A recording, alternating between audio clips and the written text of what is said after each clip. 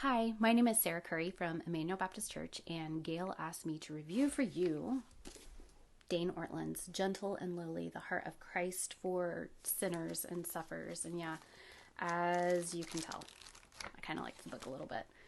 Dane Ortlund is the chief publishing officer at Crossway, and he's also an elder at his church. He takes the title of his book, Gentle and Lowly, from Matthew 11, when Christ invites sinners and sufferers, those who labor and are heavy laden, to come to him.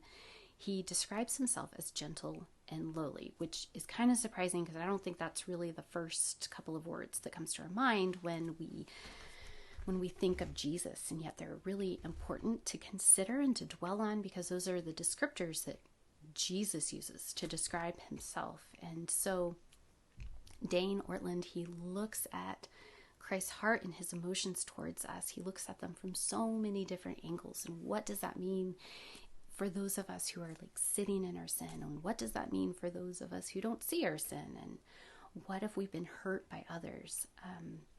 It was such a helpful, healing book. I think it showed me in a deeper way just how accessible God is. And not like in a way that minimized my sin, but in a way that showed me that even in like the depth of my brokenness and failings, how Jesus is drawn to me, and there's not pretenses that I have to make, like trying to clean myself up beforehand or putting myself on the naughty step, but we can just run to him in our deepest and most raw needs.